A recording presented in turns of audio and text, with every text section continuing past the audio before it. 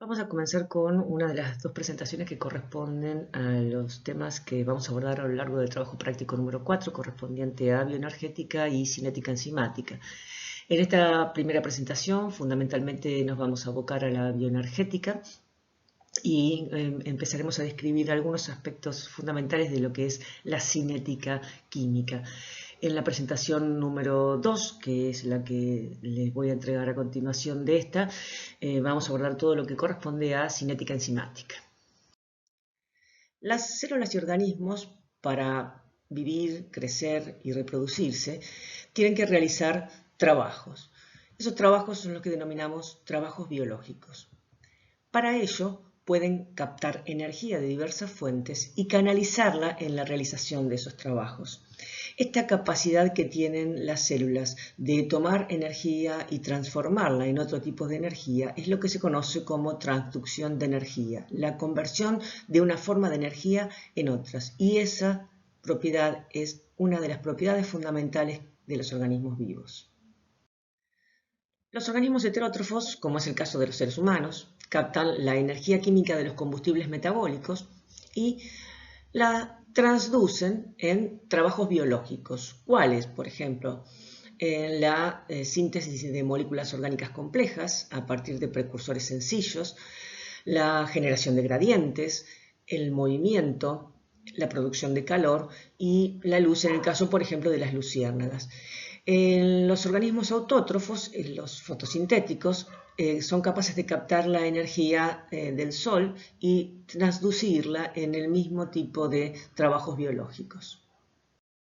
La bioenergética justamente se ocupa del estudio de las transducciones de energía que tienen lugar en los seres vivos, tanto desde un punto de vista cuantitativo como de la naturaleza y la función de los procesos químicos sobre los que se basan esas transducciones. Estos procesos de transducción de energía obedecen a las mismas leyes físicas que gobiernan todos los procesos naturales. Por eso se dice que obedecen a las leyes de la termodinámica, porque de hecho la termodinámica es la rama de la física que estudia las relaciones cuantitativas que existen entre los distintos tipos de energía, eléctrica, química, radiante, mecánica. Teniendo en cuenta entonces que la bioenergética responde a las leyes de la termodinámica, comencemos a familiarizarnos con algunos términos termodinámicos de interés que vamos a ir utilizando. ¿A qué se llama desde un punto de vista termodinámico? Sistema, entorno y universo. Un sistema es una porción del universo aislada real o imaginariamente que vamos a someter a estudio. Por ejemplo, un sistema puede ser un coronavirus, puede ser una célula, puede ser un cultivo de células, puede ser un kilo de agua contenida en un vaso de precipitado. ¿A qué se denomina entorno? El entorno es todo el resto del universo que rodea mi sistema. Y por supuesto el universo entonces es el sistema más el entorno. ¿Cómo se pueden clasificar a los sistemas según el tipo de relación que tengan con el entorno? Lo podemos clasificar en abiertos cuando intercambian materia y energía con su entorno, cerrado cuando intercambian energía pero no materia con el entorno y aislado cuando no intercambian ni materia ni energía.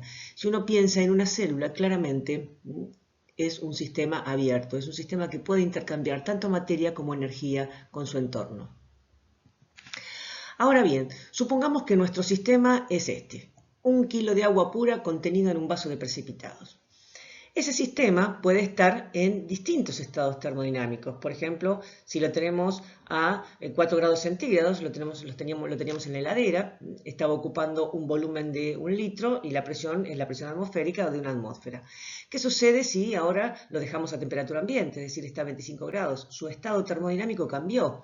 Está a otra temperatura, su volumen ya no es de exactamente 1 litro, sino que por un efecto del aumento de la energía cinética de sus partículas, su volumen aumentó y es 1,003 litros.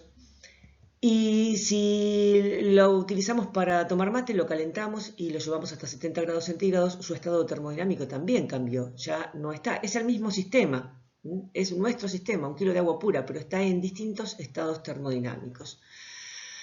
¿A qué se denomina variables de estado? Al conjunto de variables que me definen el estado termodinámico del sistema. Por ejemplo, el volumen, la presión, la temperatura.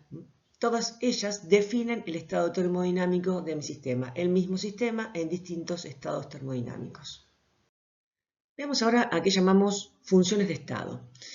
Por definición, las funciones de estado son propiedades del sistema que dependen del estado termodinámico del mismo, pero no del camino recorrido para alcanzarlo. ¿Qué significa eso? Supongamos que tenemos nuestro sistema, el de 1 kilo de agua, en la heladera, a temperatura ambiente, calentado para tomar mate, hirviendo para poner los fideos o en el freezer. Es el mismo sistema en distintos estados termodinámicos. Las funciones de estado que presente mi sistema en el estado termodinámico 1 dependen exclusivamente del estado termodinámico en el que se encuentren y no si estoy a 4 grados centígrados porque enfrié el agua que estaba a 25 o porque derretí el hielo que tenía en el freezer.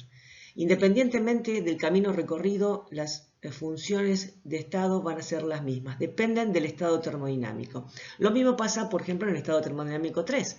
Van a tener determinadas funciones de estado que dependen del estado termodinámico que tiene mi sistema. No importa si proviene de enfriar el agua que estaba hirviendo o de calentar el agua que teníamos a 25 grados centígrados. En el caso del estado termodinámico 2 estamos en la misma situación. Las funciones de estado que presente dependen del estado termodinámico en el que está mi sistema en este momento. No importa si proviene de calentarla cuando la saqué de la heladera, de enfriarla cuando se estaba había sido calentada para tomar mate, o si proviene de descongelar el hielo, transformarla en agua líquida y luego dejarla que llegue a 25 grados centígrados por dejarlo a temperatura ambiente. Es independiente del camino recorrido. Las funciones de estado dependen del estado termodinámico del sistema. No me importa su historia previa. ¿Cuáles son las principales funciones de estado que vamos a trabajar? La energía interna, que se simboliza con la letra E o U, dependiendo de la bibliografía que utilicen, que no es ni más ni menos que la suma de todas las energías que presenta el sistema, es decir, la atómica, la molecular, la eléctrica, la nuclear, la cinética, la potencial, la suma de todas las energías es lo que conocemos como energía interna del sistema. La entalpía, que se simboliza con la letra H, porque viene del inglés heat, es una medida del contenido de calor que tiene el sistema. La tercera de las funciones de estado que vamos a trabajar es la energía libre de Gibbs. Se simboliza con la letra G. ¿Y qué es la energía libre de Gibbs? Es la fracción de la energía total que tiene mi sistema que es utilizable, que es capaz de realizar trabajo. ¿Qué significa? En el sistema tenemos una determinada cantidad de energía total, que es su energía interna, pero no toda esa energía es utilizable. La fracción de energía del sistema que es utilizable es lo que conocemos como energía libre de Gibbs. Y finalmente, la cuarta de las funciones de estado que vamos a utilizar es el concepto de entropía. Se simboliza con la letra S y es una medida del desorden del sistema. O sea, cuanto mayor sea la entropía, más desordenado está mi sistema.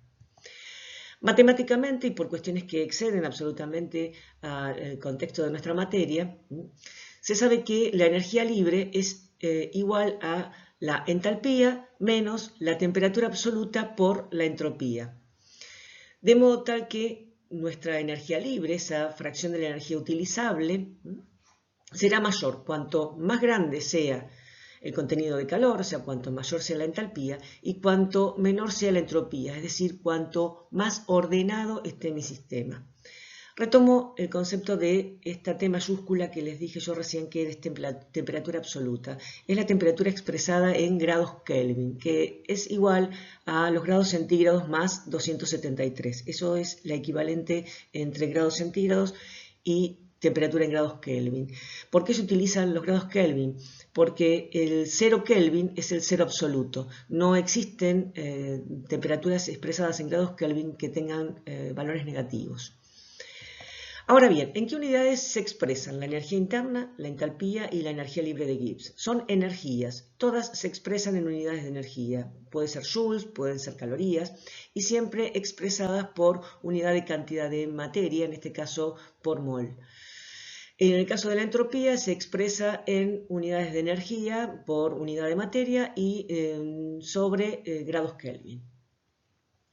Dijimos entonces que las funciones de estado eran propiedades que tenía el sistema y que dependían exclusivamente del estado termodinámico de mi sistema. Vale decir que yo tengo un sistema en un estado termodinámico 1, va a tener unas funciones de estado 1, va a tener una energía interna 1, una entalpía 1, una energía libre 1 y una entropía 1.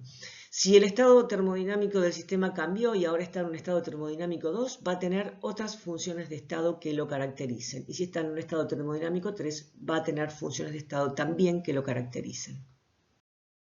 Entonces, si una transformación me lleva a mi sistema de un estado termodinámico 1 a otro estado termodinámico diferente, en un estado termodinámico 2, independientemente del camino recorrido, tendremos que en el estado termodinámico teníamos funciones de estado que caracterizaban ese estado inicial y en el estado final tendremos funciones de estado diferentes.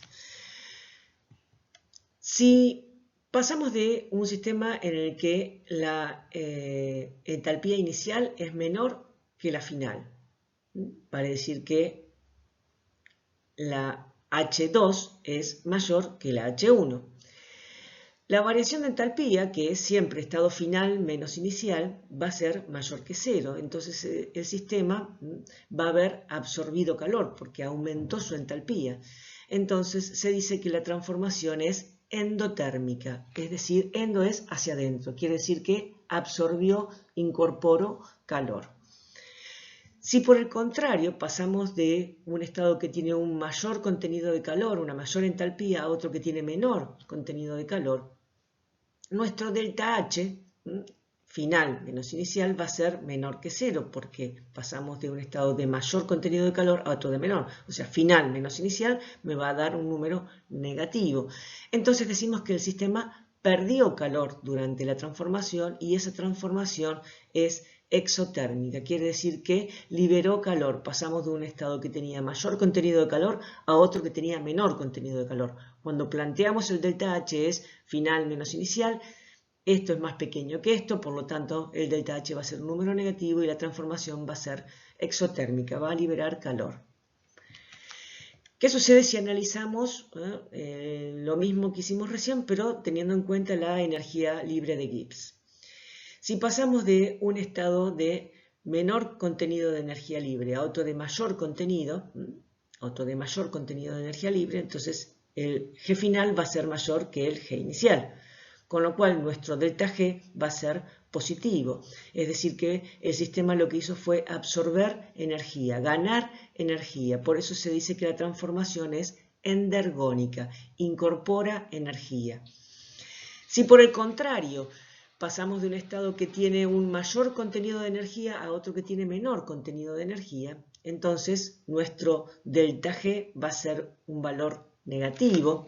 El sistema pasó de un estado de mayor contenido de energía a otro de menor. Quiere decir que en esa transformación se liberó energía de nuestro sistema y decimos que la transformación es exergónica. Y por último, si lo analizamos teniendo en cuenta el grado de desorden que viene dado por la entropía de nuestro sistema, podemos decir que si pasamos de un estado de menor entropía a otro de mayor entropía, el delta S final menos inicial va a ser mayor que 0 y entonces lo que podemos ver es que el sistema lo que hizo fue incrementar su entropía, es decir, incrementar su desorden. El sistema se desordena. Si por el contrario pasamos de un estado que tiene mayor entropía a otro de menor entropía, entonces el delta S va a ser negativo y en este caso nuestro sistema en la transformación se va a ver ordenado. Dijimos que la bioenergética respondía a las leyes de la termodinámica. Si bien existen 4 leyes de la termodinámica, enumeradas de 0 hasta 3, solamente vamos a hacer referencia a 2 de ellas, a la primera y a la segunda, porque son las que tienen mayor relevancia para aplicar en los sistemas biológicos. La primera ley de la termodinámica no es ni más ni menos que un enunciado alternativo de la ley de la conservación de la energía. Su enunciado dice, en cualquier cambio físico o químico, la cantidad total de energía del universo permanece constante, aunque pueda cambiar la forma de energía. Vale decir que la energía que absorba o libere mi sistema durante la transformación se va a ver reflejada en un aumento o en una disminución de la energía del entorno, de modo tal que la energía del universo va a permanecer constante. Matemáticamente se describe esta ley como la variación de energía del sistema es igual al calor intercambiado, que es positivo si es absorbido y negativo si es liberado, menos el trabajo, que es positivo si es realizado por el sistema y negativo si es realizado sobre el sistema. En otras palabras, lo que nos está diciendo aquí es que la energía que se intercambie se va a transformar o bien en calor o bien en trabajo. En condiciones de presión constante, el calor intercambiado es igual al delta H. Acuérdense que esto era entalpía, o sea, la variación del contenido de calor. Que si es positivo quiere decir que el sistema absorbió calor y si es negativo quiere decir que el sistema liberó calor. Que es consistente con lo que acabamos de definir aquí arriba. Entonces, la variación de energía interna del sistema va a ser igual a delta H menos W en estas condiciones, en condiciones de presión constante. Ahora bien, si nosotros dejamos que la transformación ocurra sin que se realice trabajo alguno sobre el sistema ni por el sistema, entonces W va a ser 0. Vale decir que en esas condiciones delta E va a ser igual a delta H, o sea, la variación de energía va a ser igual a la variación de calor. O sea, la energía que pierda el sistema se va a transformar en calor liberado o la energía que gana el sistema se va a transformar en calor absorbido. Entonces, midiendo la cantidad de calor absorbida o liberada en estas condiciones, en condiciones de presión constante y en las que el sistema no realiza trabajo, nosotros podemos conocer el cambio energético que va a acompañar a mi transformación. Esta ley entonces nos permite conocer el cambio de energía que acompaña la transformación. Nos va a permitir saber si libera energía o si absorbe energía y bajo en las condiciones de presión constante y que no realice trabajo. Pero nada nos va a decir respecto a si la transformación va a ocurrir de manera espontánea o no en determinadas condiciones. Para saber si la transformación va a ser espontánea o no, debemos apelar a la segunda ley de la termodinámica. Pero primero asegurémonos de conocer qué significa que una transformación sea espontánea. Una transformación es espontánea cuando ocurre por sí sola, sin la necesidad del aporte de fuerzas externas. Y ocurre por sí sola y acerca al sistema al equilibrio. ¿Qué nos dice la segunda ley de la termodinámica? Esta ley se puede expresar de distintas maneras, pero básicamente lo que nos dice es que el universo tiende espontáneamente al mayor desorden, cosa que podemos comprobar en la vida cotidiana. Uno de los enunciados tradicionales de la segunda ley de la termodinámica nos dice que en toda transformación espontánea, la entropía del universo aumenta, va a ir aumentando con el tiempo, espontáneamente, hasta alcanzar el equilibrio donde la entropía del universo es la mayor posible en las condiciones de presión y temperatura que estamos trabajando. Vale decir que en una transformación espontánea siempre vamos a pasar de un estado inicial a uno final en el cual la entropía del estado final va a ir siendo cada vez mayor. Vale decir que el delta S del universo va a ser mayor que 0 en la transformación espontánea. Cuando lleguemos al equilibrio, donde la entropía ya es la máxima posible, no hay más nada que desordenar, entonces el delta S del universo va a ser igual a 0. Entonces, esta ley nos permite predecir si una transformación es espontánea o no, calculando o midiendo la variación de entropía del universo. Si la variación de entropía es mayor que 0, quiere decir que el desorden del universo aumentó y entonces la transformación es espontánea. Si el delta S del universo es menor que 0, entonces quiere decir que el universo se ordenó y eso no ocurre espontáneamente y eso también lo podemos comprobar con nuestra experiencia cotidiana. El problema de tratar de predecir la espontaneidad o no de una transformación a través de la medida de la variación de entropía que acompaña al universo, ¿no?, durante esa transformación, es que eso implica medir la variación de entropía del sistema y la variación de entropía del entorno. La variación de entropía del sistema no es algo complicado de medir porque estamos hablando de una porción acotada del universo, pero el entorno, que es el resto del universo, es muy difícil de medir su variación de entropía. Por ese motivo, la segunda ley de la termodinámica se utiliza expresado de un modo alternativo, un modo que se surgió considerando que el sistema siempre va a tender espontáneamente a alcanzar un estado de mínima energía y de máxima entropía. Si nosotros tenemos presente que la energía libre de Gibbs es igual a la entalpía, que está relacionada con la energía calórica del sistema, menos T por la entropía, este enunciado equivale a decir que el sistema tiende espontáneamente al estado de mínima energía libre. El enunciado alternativo que surge de considerar esta nueva situación de espontaneidad es: en toda transformación espontánea, la energía libre del sistema va a ir disminuyendo hasta alcanzar el equilibrio en el cual la energía libre es la mínima posible para el sistema en estas condiciones de presión y temperatura que se están midiendo. Vale decir que en toda transformación espontánea vamos a pasar de un estado de mayor energía a otro de menor energía. Vale decir que el delta G del sistema, ahora en este caso, va a ser menor que cero. Entonces, en toda transformación espontánea, el delta G del sistema es menor que cero. Pasamos de un estado de mayor energía a otro de menor energía y así sucesivamente. Eso ocurre espontáneamente, es decir, sin la necesidad del aporte de fuerzas externas y va acercando a mi sistema hasta el equilibrio. Cuando lleguemos al equilibrio, la energía libre es la menor energía libre que puede tener el sistema, de modo tal que no va a haber variaciones disminuciones posteriores, con lo cual la variación de energía libre del sistema va a ser igual a cero. Entonces, utilizando este enunciado alternativo de la segunda ley de la termodinámica, podemos decir que si en una transformación que me lleva a un sistema de un estado termodinámico 1 a un sistema termodinámico 2, ocurre que la energía libre del estado final es menor que la energía libre del estado inicial, entonces el delta G es negativo, la transformación es espontánea. El sistema va a liberar energía durante la transformación porque pasamos de un estado de mayor energía a otro de menor energía. Va a ser exergónica la transformación y la energía liberada durante ese proceso puede llegar a ser capaz de realizar trabajo si está acoplada a un sistema que la puede utilizar, si no se perderá bajo la forma de calor. En cambio, si durante la transformación pasamos de un estado de menor energía a otro de mayor energía, vale decir que el delta G es positivo, la transformación no es espontánea, no va a realizarse sin el aporte de fuerzas externas. Vamos a pasar entonces de menor energía a mayor energía, entonces el sistema va a incorporar energía, por eso la transformación se dice que es endergónica.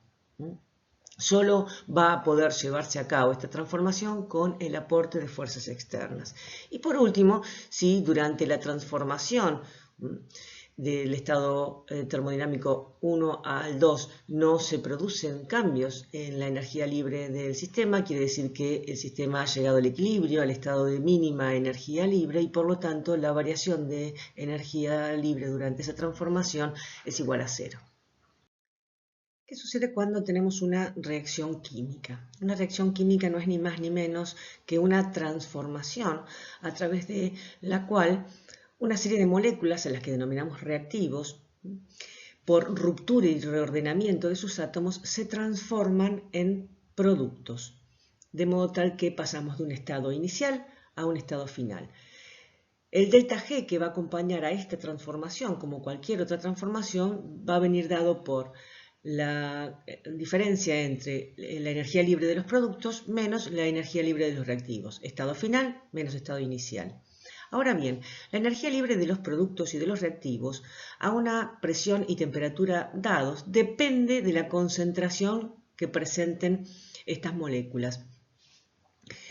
La relación matemática que establece cómo se vinculan las concentraciones con la variación de energía libre que acompaña la transformación está dado a través de esta ecuación, en la que nos dice que la variación de energía libre de esta reacción química, o sea, G de productos menos G de reactivos, va a ser igual a la variación de energía libre estándar, que ahora vamos a ver qué es, más R, constante general de los gases, por T, temperatura absoluta, logaritmo natural de la multiplicación de las concentraciones de los productos elevadas al coeficiente utilizado para equilibrar la ecuación sobre la multiplicación de las concentraciones de los reactivos también elevadas a los coeficientes utilizados para equilibrar la ecuación.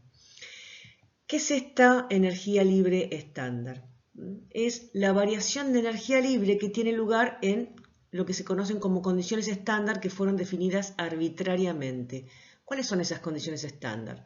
Concentraciones de reactivos y productos 1 molar. En realidad nosotros vamos a utilizar como sinónimo de molar, después en bioquímica van a ver que no es exactamente lo mismo, pero bueno, 1 molar, digamos. Temperatura 25 grados centígrados, lo que equivale a 278 grados Kelvin. Recordad que había que sumar 273 a los grados centígrados para transformarlos en grados Kelvin. Y presión, una atmósfera. Estas son las condiciones estándar arbitrariamente definidas. ¿Y por qué decimos que este delta G0 es la variación de energía libre en estas condiciones? Porque si las concentraciones de reactivos y productos es 1 molar, esta multiplicación dividida por esta multiplicación me va a dar 1. 1 por 1 sobre 1 por 1, claramente esto me va a dar 1. El logaritmo de 1 es 0, de modo tal que este delta G0 es la variación de energía libre que vamos a registrar cuando estas concentraciones sean 1 molar. Ahora bien, no nos asustemos por el tamaño de esta ecuación, no les vamos a pedir que la resuelvan, no les vamos a pedir que calculen el logaritmo natural, ni que sepan el valor de la constante general de los gases, nada de eso. Simplemente la presentamos a los efectos de poder después analizar cómo determinadas modificaciones en las concentraciones de reactivos y productos van a poder alterar el delta G de la reacción que vamos a encontrar. Vamos a ir viendo qué cosas sí son importantes respecto de esta ecuación. ¿Qué significa que cuando calculemos el delta G de esta reacción química nos dé que el delta G es menor que 0? Eso significa que la energía libre de los productos es menor que la energía libre de los reactivos, ¿correcto? Porque es G de productos menos G de reactivos. Vale decir que si el delta G de la reacción es menor que 0, eso implica que la reacción va a ocurrir espontáneamente en el sentido en el que se haya escrita y que va a liberar energía. Esa energía que libera es proporcional a la disminución de la energía libre que vamos a tener de reactivos a productos y va a ser capaz de realizar trabajo si puede acoplarse a algún sistema o aparato que pueda utilizar la energía liberada. Quiere decir que ese delta G que nosotros calculamos es el trabajo máximo que puede realizar mi sistema teóricamente, si fuese una máquina perfecta a la cual se haya acoplada.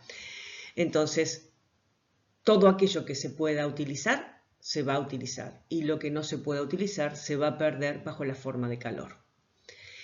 Otra cosa a tener en cuenta es que si el delta G de reactivos para dar productos toma un determinado valor, que es G de productos menos G de reactivos, la reacción en el sentido opuesto, o sea, desde productos hacia reactivos, va a tener un delta G que tiene el mismo valor numérico, pero el signo opuesto. Por ejemplo, si el delta G de la reacción, como está escrita, me da menos 2 kilocalorías por mol, la reacción en el sentido opuesto va a tener un delta G de más 2 kilocalorías por mol. Ahora bien, supongamos que tenemos nuestra reacción, que en un instante determinado las concentraciones de los reactivos A y B y de los productos C y D son estas concentraciones definidas. Calculamos el delta G en estas condiciones y encontramos que el G de productos es menor que el G de reactivos, con lo cual decimos, bueno, la reacción tiene un delta G menor que 0, va a transcurrir espontáneamente en el sentido en el cual se haya escrita. Pero ¿qué va a suceder al instante siguiente? Las concentraciones de A y de B, C y D van a seguir siendo las mismas con las que calculamos este delta G. Claramente no. Al transcurrir la reacción, las concentraciones de los productos, o sea, C y D, va a ir aumentando y las concentraciones de los reactivos, A y B, va a ir disminuyendo, con lo cual el G de productos va a ir aumentando y el G de reactivos va a ir disminuyendo. ¿Hasta cuándo? Hasta que lleguemos a una situación de equilibrio en el cual G de reactivos y G de productos son iguales, con lo cual el delta G es 0, y en esas condiciones las concentraciones de reactivos y productos ya no van a variar más, sino que se van a mantener constantes. Entonces, si eso lo trasladamos a nuestra ecuación, decimos, bueno, cuando lleguemos al equilibrio, el delta G va a ser 0. Eso va a ser igual a delta G0 más RT, logaritmo natural de las concentraciones, ¿sí?, de productos sobre las concentraciones de reactivos elevadas a los respectivos exponentes, como habíamos dicho antes. Pero ahora son concentraciones de equilibrio, esas concentraciones que ahora ya no van a variar en el tiempo. Vale decir que todo esto, ¿no?, es constante y es lo que se conoce como constante de equilibrio de esa ecuación. Si reordenamos estos términos, podemos observar, pasamos todo este término para aquí restando y decimos, bueno, delta G0 es igual a menos RT, logaritmo natural de la constante de equilibrio. ¿Qué quiere decir esto? Que el delta G0 es una constante y tiene un valor característico para cada reacción, que está relacionado con el valor de la constante de equilibrio. Según qué valor tenga la constante de equilibrio de la ecuación, de la reacción que nosotros estamos analizando, va a ser el valor que va a tener el delta G0 de esa reacción. Si la constante de equilibrio es mayor que 1, el logaritmo de un número mayor que 1 es un número positivo, de modo tal que el delta G0, como acá tenemos el signo menos, el delta G0 va a ser un valor negativo.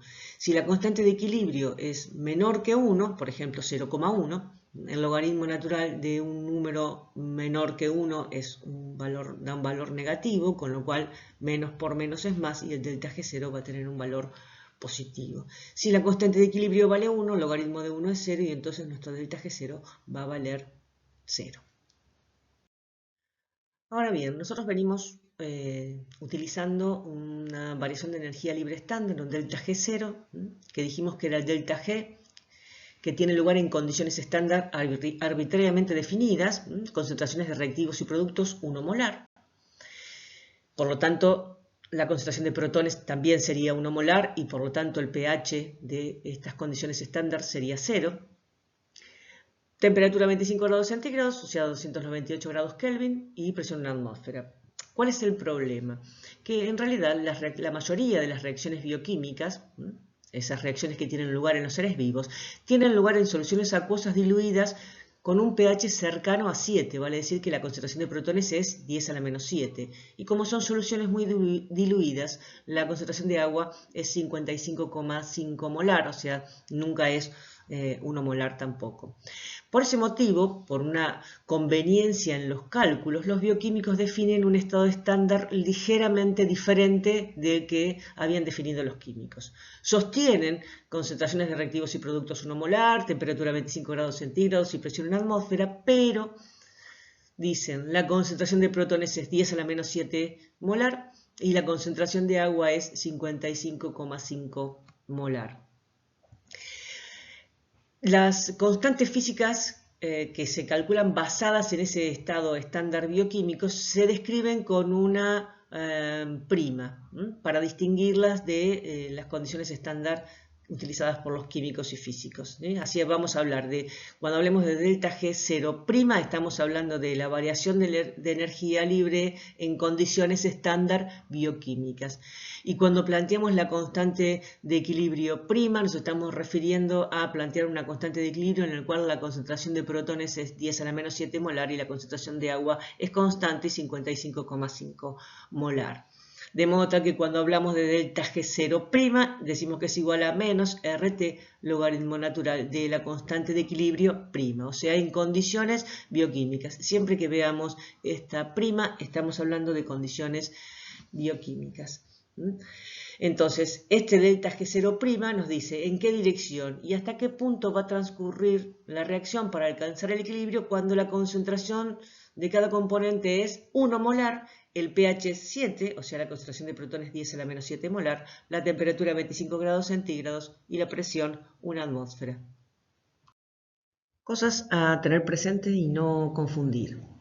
Si una reacción tiene un delta G0 o un delta G0' menor que 0, Vamos a decir que esa reacción es espontánea, pero ¿en qué condiciones? En condiciones estándar. Si planteamos delta G0, será en condiciones estándar de químicos y físicos. Si decimos delta G0', serán las condiciones estándar de los bioquímicos. Pero ese delta G0 no me dice qué va a suceder con la transformación en otras condiciones distintas de las condiciones estándar.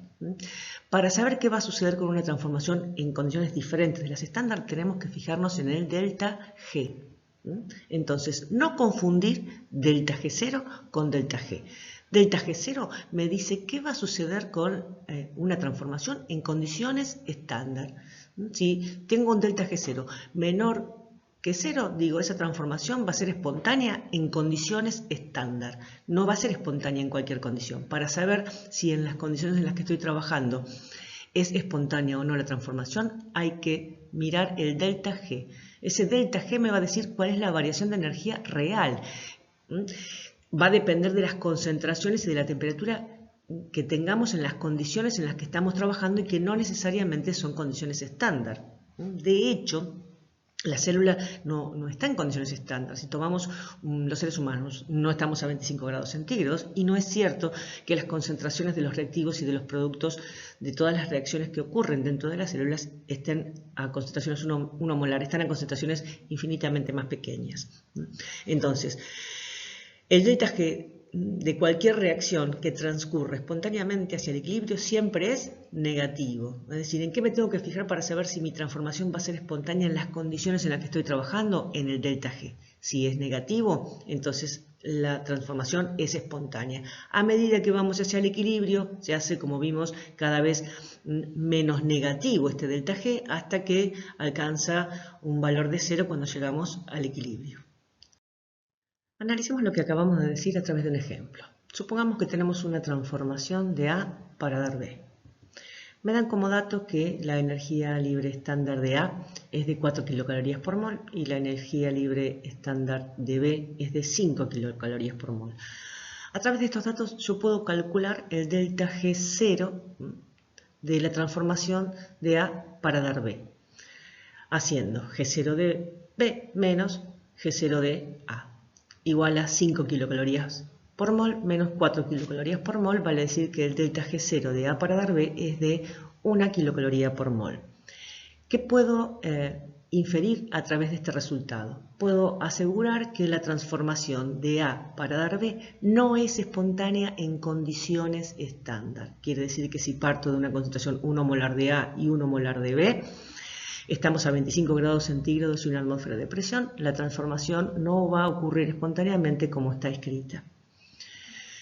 ¿Qué otra cosa podemos inferir? Sabiendo que el delta G0 se vincula con la constante de equilibrio, que en este caso va a ser la concentración de B en el equilibrio sobre la concentración de A en el equilibrio, y teniendo en cuenta que este delta G0 nos dio un valor positivo, eso quiere decir que la constante de equilibrio tiene que ser menor que 1 para que el logaritmo de un número menor que 1 me dé un número negativo, de modo que cuando lo multiplique por este menos me quede positivo, que es como estoy obteniendo el delta G0. Entonces, si la constante de equilibrio es menor que 1, quiere decir que la concentración de B en el equilibrio es menor que la concentración de A en el equilibrio, o sea que cuando alcancemos el equilibrio va a predominar A sobre B. ¿Qué otra cosa podemos inferir? Que el delta G0 de la reacción inversa, es decir, de B para A, va a tener el mismo valor numérico que tenía la reacción tal cual la teníamos escrita, pero con el signo opuesto. Vale decir que la transformación de B en A en condiciones estándar sí va a ser espontánea. ¿Qué podemos decir respecto de qué va a suceder con esta transformación en condiciones celulares? Nada, absolutamente nada. ¿Por qué? Porque para saber qué va a suceder en condiciones celulares yo me tengo que fijar en el delta G de la transformación de A para dar B, que está relacionado con el delta G0, pero que depende también de las concentraciones de B y de A, que no necesariamente son concentraciones estándar, y además también de la temperatura. Entonces, ¿qué va a suceder? ¿Sí? Con mi delta G va a depender del valor que tenga este otro término de aquí atrás. Si este término, RT, logaritmo natural de B, de concentración de B sobre concentración de A, es mayor que menos 1, Por ejemplo, menos 0,5, menos 0,1, ¿bien? Mayor que menos 1. Entonces, el delta G va a ser mayor que 0 y la reacción no va a ser espontánea. Si este término, RT, logaritmo natural de la concentración de B sobre la concentración de A, es menor que menos 1, por ejemplo, menos 2, menos 3, menos 4, cuando hagamos la suma algebraica nos va a quedar, por ejemplo, 1 menos 2, el delta G va a ser negativo, va a ser menor que 0 y entonces la reacción va a ser espontánea. Recién estábamos viendo que una reacción A para dar B en condiciones celulares, dependiendo de las concentraciones de productos y de reactivos que tengamos en un momento determinado, podría llegar a ser no espontánea, quiere decir que tiene un delta G positivo, por lo cual la reacción no va a ocurrir como está escrita, sino que va a ocurrir en el sentido contrario, o sea, de B para dar A. O en otras condiciones, con otras concentraciones, podría ocurrir que la misma reacción sí fuese espontánea y ocurrir tal cual está escrita. Este tipo de reacciones que pueden realizarse en un sentido o en el contrario según los valores de las concentraciones de reactivos y productos que tengamos en un momento determinado es lo que se conoce como reacciones reversibles. Si uno piensa en función de la ecuación que tenemos planteada, potencialmente todas las reacciones son reversibles porque según cómo variemos las concentraciones de productos y reactivos, el delta G puede llegar a ser o bien mayor que 0 o bien menor que 0 en distintos momentos. Ahora bien, ¿qué sucede en condiciones celulares? En condiciones celulares no existen variaciones extremas en las concentraciones de la mayoría de las sustancias presentes, con lo cual solo van a poder ser reversibles aquellas reacciones que tengan un delta G0 próximo a 0, de modo tal que pequeñas variaciones en concentraciones de reactivos y productos permitan que el delta G pase a ser o bien positivo o bien negativo. Hagamos entonces un resumen de lo que vimos hasta ahora. Una transformación es espontánea cuando aumenta el desorden del universo, vale decir cuando el delta S del universo es mayor que 0. También podemos decir que es espontánea cuando disminuye la energía libre del sistema, o sea que el delta G del sistema es menor que 0. En las reacciones químicas vimos que el delta G de una reacción química está relacionado con las concentraciones de reactivos y productos que tengamos en un momento determinado. La ecuación que los relaciona es esta que tenemos aquí, donde delta G0 es la variación de energía libre en condiciones estándar. ¿Qué condiciones estándar? Las condiciones estándar son las concentraciones de reactivos y productos 1 molar, 25 grados centígrados y 1 atmósfera. Esas son condiciones estándar de los químicos y de los físicos. Si el delta G es menor que 0, entonces la reacción va a transcurrir espontáneamente como está escrita, en el sentido en el que está escrita. Si el delta G es mayor que 0, la reacción no ocurre espontáneamente en el sentido de que está escrita, pero sí lo hará en el sentido contrario, ya que el delta G de la reacción inversa tiene la misma magnitud, pero el signo opuesto. ¿Qué otra cosa vimos? Vimos que en el equilibrio el delta G de la reacción va a ser 0 y que las concentraciones de reactivos y productos no van a sufrir cambios posteriores, de modo tal que van a ser constantes y que la relación entre ellas es lo que se conoce como constante de equilibrio, de modo tal que encontramos que el valor de delta G0, o sea, delta G estándar, se relaciona con esa constante de equilibrio a través de esta ecuación.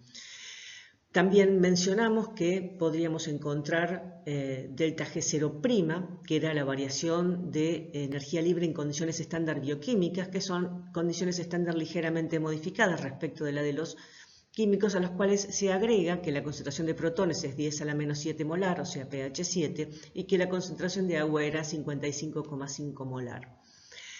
Si una reacción tiene un delta G0 menor que 0, será espontánea entonces en condiciones estándar, dijimos, de modo tal que si uno parte de concentraciones 1 molar de reactivos y de productos, la reacción va a transcurrir como está escrita, de modo que cuando lleguemos al equilibrio las concentraciones de productos van a ser mayores que la de los reactivos, de modo tal que la constante de equilibrio va a ser mayor que 1. Otra cosa que mencionamos es que la reversibilidad de las reacciones en condiciones celulares está condicionada por el valor de delta G0. Para que una reacción en condiciones celulares sea reversible, tiene que tener un delta G0 próximo a 0. Finalmente, para terminar con el áspero tema de la bioenergética, veamos qué sucede con la variación de energía libre estándar en las reacciones secuenciales. Empecemos por definir qué son reacciones secuenciales. Las reacciones secuenciales son aquellas en las cuales el producto de una de ellas es el reactivo de la siguiente. Las variaciones de energía libre estándar en estas reacciones secuenciales son aditivas. ¿Qué significa eso?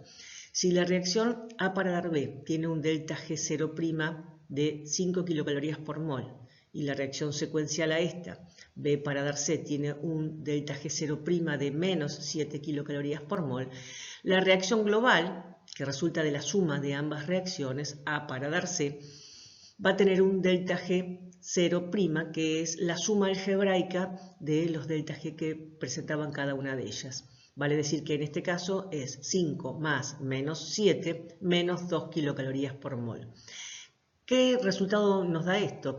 Esta reacción A para dar B, que en condiciones estándar no es espontánea, puede realizarse si se encuentra asociada a una reacción secuencial a través de un intermediario común, como es en este caso B para dar C, de modo tal que la reacción acoplada global, la suma de ambas, tiene un delta G0 negativo. Eso implica que esta reacción sí es espontánea en condiciones estándar.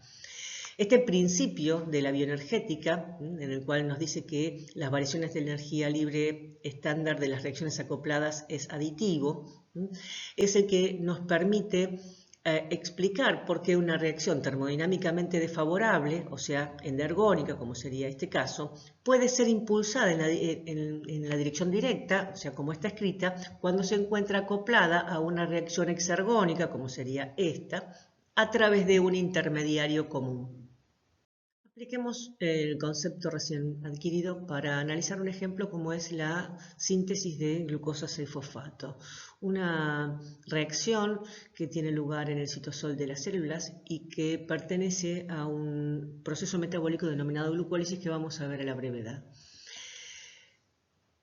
Tenemos una primera reacción en la que la glucosa reacciona con el fosfato inorgánico para dar glucosa 6-fosfato, este derivado de monosacáridos, más agua. Esta reacción tiene un delta G0' de 13,8 kilojoules por mol. Vale decir que en condiciones estándar esta reacción no es espontánea.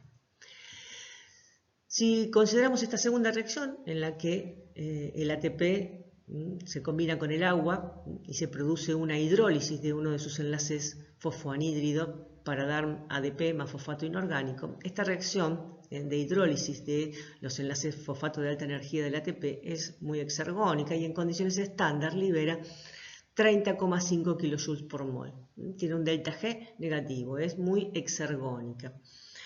Ahora bien, estas dos reacciones que tenemos, la 1 y la 2, comparten intermediarios. ¿Quiénes? El agua y el fosfato inorgánico. Entonces los podemos expresar como reacciones secuenciales, sumando ambas reacciones.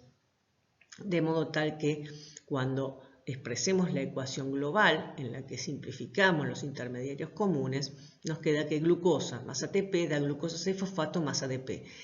El delta G0 global resulta de la suma algebraica de los delta G de las reacciones vinculadas. Entonces nos queda que el delta G0 global es 13,8 más menos 30,5 kilojoules por mol.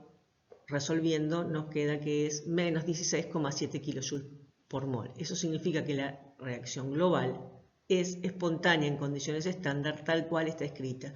De modo tal que la reacción de síntesis de glucosa 6-fosfato, pese a que es una reacción que es endergónica, puede realizarse porque está acoplada a través de intermediarios comunes con una reacción que es más exergónica que lo endergónica que es ella. de modo tal que el delta G global nos queda menos 16,7. Tener presente, por supuesto, que siempre para que el proceso global sea espontáneo en condiciones estándar, la reacción acoplada a la reacción endergónica tiene que ser más exergónica que lo endergónica que es ella.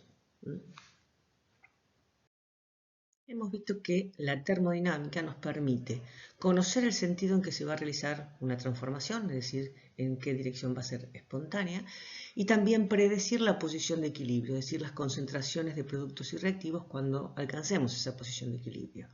Ahora bien, no nos dice nada acerca de la velocidad de una reacción. De eso se ocupa la cinética química. La cinética química justamente estudia la velocidad de las reacciones y los factores que modifican a esas velocidades de reacción. Comencemos por definir qué es una velocidad de reacción. Es la cantidad de producto que se genera por unidad de tiempo o la cantidad de reactivo que desaparece por unidad de tiempo. Entonces, si tenemos una reacción R para dar P, matemáticamente la velocidad de esta reacción se va a expresar como la variación de la cantidad de producto, o sea, la cantidad de producto que aparece en un determinado intervalo de tiempo, variación de cantidad de producto por unidad de tiempo, o bien la variación de la cantidad de reactivo que desaparece, por eso tiene este signo menos, en un determinado periodo de tiempo. ¿En qué unidades se va a expresar? Se expresa siempre en unidades de cantidad de materia, que puede ser mol, miligramo, gramo, kilogramo, dividido una unidad de tiempo, que puede ser minuto, segundo, hora. Las unidades en las que la expresemos a esa velocidad de reacción depende de la magnitud que tenga esa velocidad. Teniendo en cuenta que en la célula estamos en condiciones de volumen constante, una variación en la cantidad de productos o de la cantidad de reactivos se va a traducir directamente en una variación en la concentración de los productos y los reactivos. Por eso, una manera alternativa de expresar la velocidad de las reacciones en condiciones celulares es expresándola como una variación de la concentración de productos por unidad de tiempo o una variación de la concentración de reactivos por unidad de tiempo. En este caso, ¿en qué unidades se va a expresar? En alguna unidad de concentración, como puede ser molar, milimolar, nanomolar, micromolar, dividida una unidad de tiempo.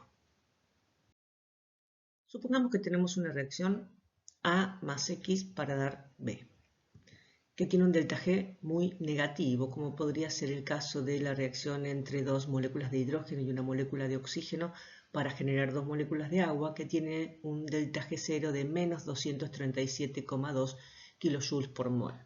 ¿Qué podemos decir respecto de estas reacciones? Podemos decir que son espontáneas, en este caso espontánea en condiciones estándar, y que son muy exergónicas, vale decir que cuando se producen se libera una gran cantidad de energía útil. Pero eso no quiere decir que cuando pongamos en contacto A y X rápidamente se van a transformar en B. O sea que el delta G de la reacción no está relacionado con la velocidad de la reacción. ¿Por qué?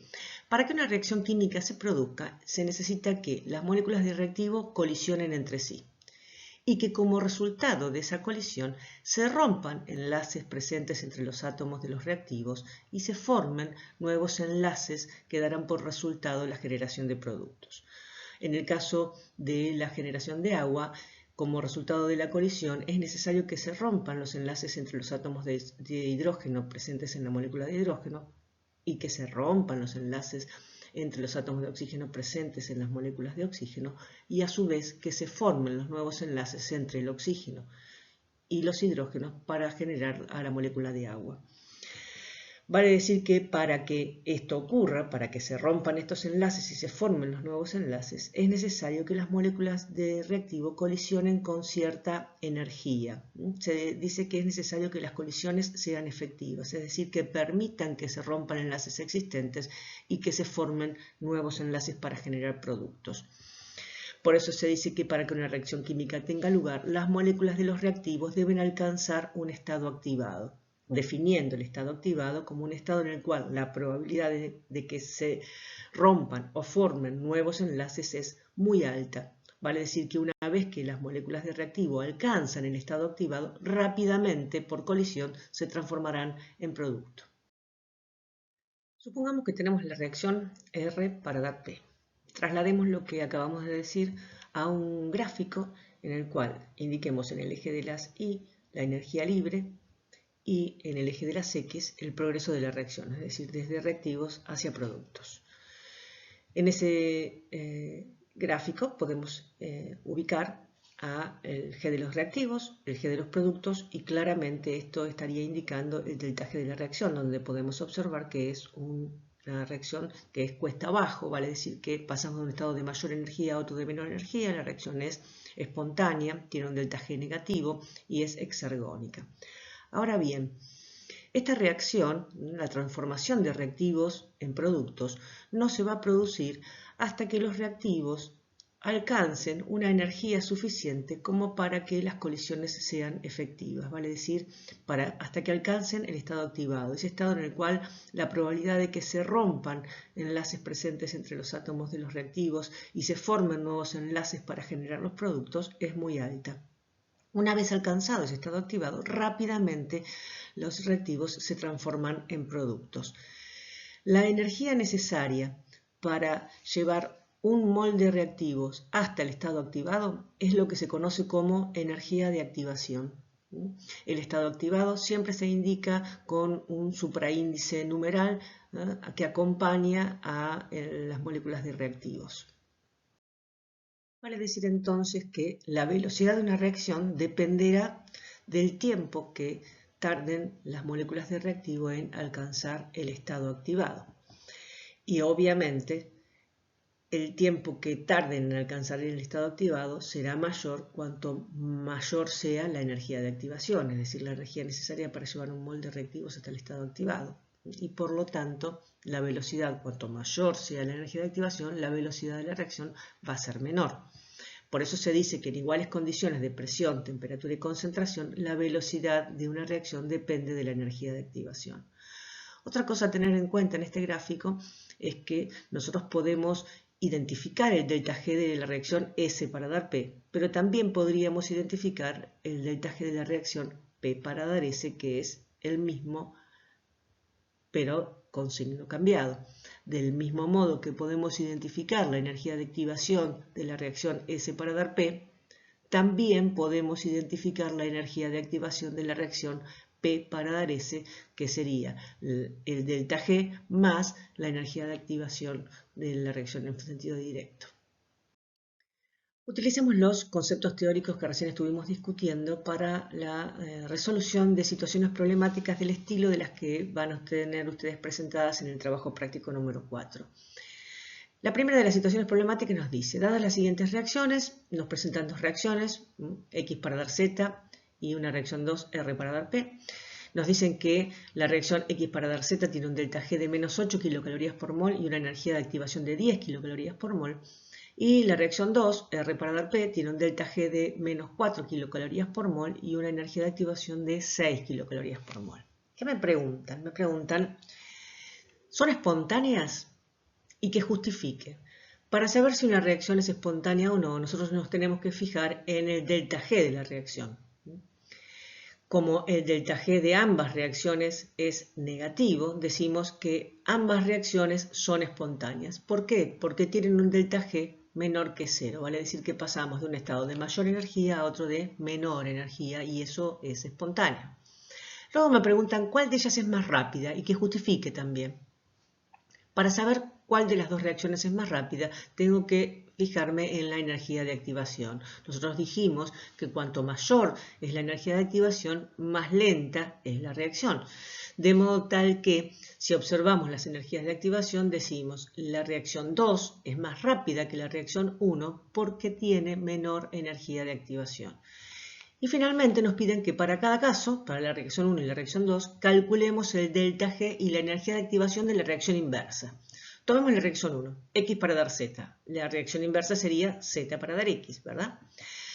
Me habían dicho que, como dato, que el delta G de X para dar Z es menos 8 kilocalorías por mol. Supongamos que esto es X y que esto es Z.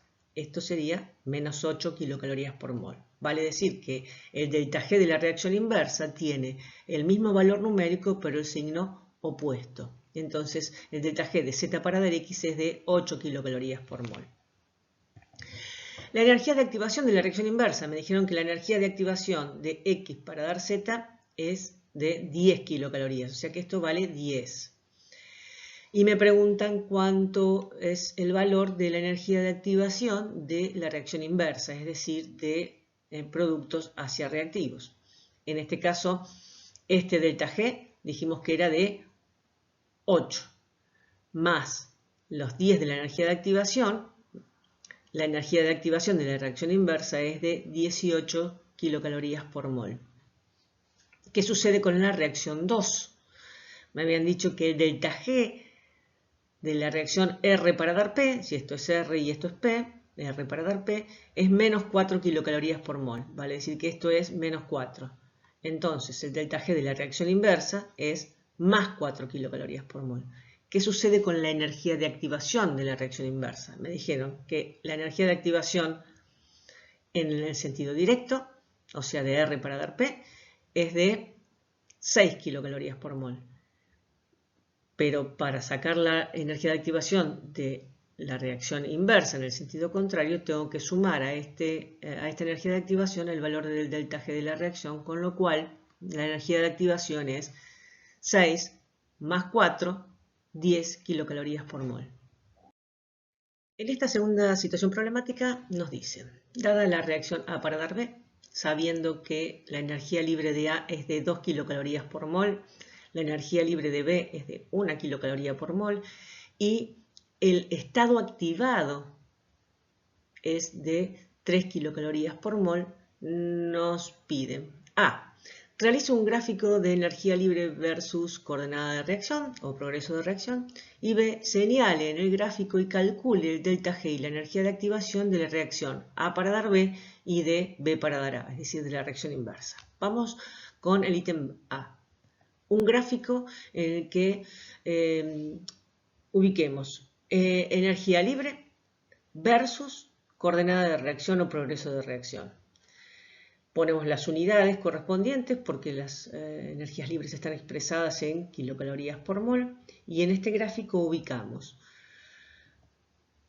energía libre de A en 2, energía libre de B en 1 y aquí tenemos el estado activado en 3. Ya hicimos el gráfico de energía libre versus coordenada de reacción. Ahora me piden que señale en este gráfico y que calcule el valor de delta G de energía de activación de reacción directa e inversa. Vamos con el delta G. El delta G de la reacción directa es este que está marcado aquí y es estado final menos inicial. Entonces final 1 kilocaloría menos 2 kilocalorías por mol. Eso da un delta G de menos 1 kilocaloría por mol. El delta G de la reacción inversa sería hacia arriba y final es 2 ahora, inicial es 1, delta G entonces, como corresponde, el mismo valor numérico que el de la reacción directa, pero con el signo opuesto, 1 kilocaloría por mol. Vamos con las energías de activación. La energía de activación es la energía necesaria para llevar un mol de reactivos hasta el estado activado, vale decir que fuimos desde 2 hasta 3. Por lo tanto, la energía de activación de la reacción A para dar B es esta que está indicada aquí. ¿Y cómo le calculamos? Si es el estado activado, 3 menos 2, 1 kilocaloría por mol. La energía de activación de la reacción inversa es desde B hacia A, o sea, desde aquí abajo hasta acá, hasta el estado activado. Y en este caso va a ser 3 menos 1. Vale decir que la energía de activación de la reacción B para dar A es de 2 kilocalorías por mol. Claramente la reacción A para dar B va a ser más rápida que la reacción B para dar A. Por ese motivo, siempre la reacción va a transcurrir en el sentido en el que el delta G sea negativo. Cuando hoy presenté a qué se dedicaba la cinética química, dije que se dedicaba al estudio de las velocidades de las reacciones y también al estudio de los factores que modifican la velocidad de una reacción. Estuvimos viendo que la velocidad de una reacción está condicionada fundamentalmente por el tiempo que los reactivos tarden en alcanzar el estado activado. Vale decir que para incrementar la velocidad de una reacción yo puedo o bien aumentar la frecuencia de colisiones y hacer que nuestros reactivos lleguen más rápido al estado activado, o en su defecto disminuir la energía de activación, es decir, bajar la barrera. Para aumentar la frecuencia de colisiones podemos hacerlo, por ejemplo, incrementando la energía cinética de los reactivos. Una de las maneras más sencillas de incrementar la energía cinética de los reactivos es aumentar la temperatura, lo que hará que se muevan más rápido y por lo tanto la frecuencia de colisión va a aumentar. La otra manera es incrementando la concentración de reactivos. Claramente, si tenemos una mayor cantidad de moléculas por unidad de volumen, la probabilidad de que choquen va a ser mayor y por lo tanto va a aumentar también la frecuencia de colisiones. La otra manera de incrementar la velocidad de una reacción, de acelerarla, dijimos que era disminuir la energía de activación, es decir, bajar esa barrera para que los reactivos lleguen más rápido al estado activado, pero porque la barrera es más pequeña. ¿Y eso cómo se logra? Adicionando un catalizador. ¿Qué definimos como catalizadores? Los catalizadores son sustancias que incrementan la velocidad de una reacción justamente porque disminuyen la energía de activación. En la próxima presentación vamos a ver que existen distintos tipos de catalizadores. Hay catalizadores inorgánicos y catalizadores biológicos, que son a los que denominamos enzimas y que en general vamos a ver que son proteínas, pero eso lo veremos en la próxima presentación. Hoy, cuando presenté a qué se dedicaba la cinética química, dije que se dedicaba al estudio de las velocidades de las reacciones químicas y también al estudio de los factores que modifican esas velocidades de reacción. Estuvimos viendo que la velocidad de una reacción química está fundamentalmente condicionada por el tiempo que tardan nuestros reactivos en alcanzar el estado activado. Vale decir que para incrementar la velocidad de una reacción yo puedo o bien aumentar la frecuencia de colisiones de modo tal que los reactivos alcancen más rápido el estado activado, o, en su defecto, disminuir la energía de activación, es decir, bajar esa barrera. Para aumentar la frecuencia de colisiones podemos hacerlo, por ejemplo, incrementando la energía cinética de los reactivos, es decir, la velocidad a la cual se mueven esos reactivos. Una manera de incrementar su energía cinética sería, por ejemplo, incrementando la temperatura. Los reactivos se mueven más, las moléculas de reactivos se mueven más rápido y entonces la frecuencia de colisión va a aumentar. La otra manera sería incrementando la concentración de reactivos. Claramente, si tenemos un mayor número de moléculas por unidad de volumen, la probabilidad de que colisionen va a ser mayor y por lo tanto más rápidamente van a alcanzar el estado activado. La otra manera dijimos que era disminuir la energía de activación. ¿Cómo bajamos esa barrera? Adicionando un catalizador. De hecho, ¿qué se define como catalizador? Son sustancias que incrementan la velocidad de la reacción porque disminuyen la energía de activación. Podemos distinguir dos grandes tipos de catalizadores. Los catalizadores inorgánicos, por ejemplo el platino, y los catalizadores biológicos, es decir, los que actúan en los seres vivos, a los que denominamos enzimas y que en general son proteínas. ¿Cuáles son las características comunes que presentan los catalizadores inorgánicos y los catalizadores biológicos? Al final de la reacción se regeneran sin modificación alguna, o sea que no forman parte de los productos finales ni se degradan en el proceso. Obviamente, si no son reactivos ni son productos de la reacción, el estado inicial y el estado final de mi reacción no se modifica, de modo tal que no afectan el delta G de la reacción. Es decir, la presencia de un catalizador no va a modificar el delta G de la reacción. Si una reacción no es espontánea, la presencia del catalizador no la va a transformar en espontánea. No modifican el delta G. No son reactivos ni son productos, de modo tal que el estado inicial y el estado final de mi reacción no se modifica. ¿Cuáles son las características distintivas de nuestros catalizadores biológicos, es decir, de las enzimas? Las enzimas actúan en condiciones fisiológicas, condiciones de presión y temperaturas moderadas, por ejemplo, mientras que los catalizadores inorgánicos actúan en condiciones extremas de presión y temperatura. La otra característica distintiva entre los catalizadores biológicos y los catalizadores inorgánicos es que las enzimas son altamente específicas. Vamos a ver que son capaces de catalizar una única reacción o muy pocas reacciones en las cuales los reactivos están estrechamente relacionados desde el punto de vista estructural. Las enzimas son especialmente eficaces, disminuyen la energía de activación más que los catalizadores inorgánicos. Tomemos, por ejemplo, la reacción de descomposición del agua oxigenada para dar agua y oxígeno. Esta reacción tiene una energía de activación de 18 kilocalorías por mol. Cuando está catalizada por un catalizador inorgánico, como por ejemplo el platino, que requiere condiciones extremas de presión y temperatura, la energía de activación desciende hasta las 12 kilocalorías por mol, mientras que cuando tenemos la presencia de una enzima, como es la catalasa, que es la enzima que cataliza esta reacción de descomposición del agua oxigenada, la energía de activación es de solo 6 kilocalorías por mol.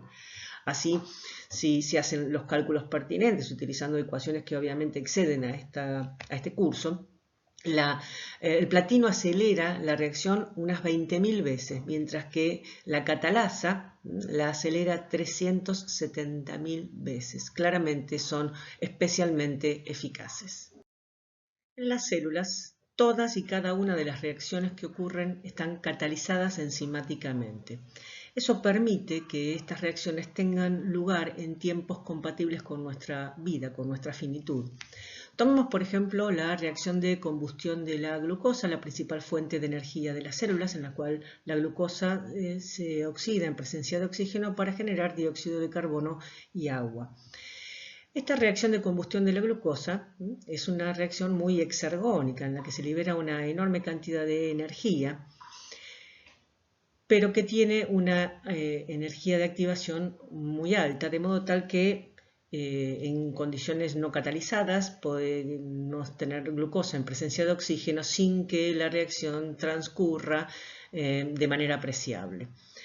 En la célula, esa reacción de combustión de la glucosa se realiza en múltiples etapas, múltiples reacciones secuenciales en las cuales el producto de una es reactivo de la siguiente, de modo tal que el delta G de la reacción sigue siendo el mismo porque tenemos el mismo estado inicial y el mismo estado final, es decir, reactivos y productos, solo que se realiza en múltiples etapas y cada una de esas etapas está catalizada enzimáticamente, de modo tal que presenta una pequeña energía de activación, motivo por el cual este proceso de combustión de la glucosa en el interior de las células ocurre en un tiempo muchísimo menor y la energía se va liberando en pequeños cuantos, de modo tal que puede ser más eficientemente aprovechada, como lo vamos a ver en la brevedad cuando veamos el metabolismo intermediario y mitocondrias.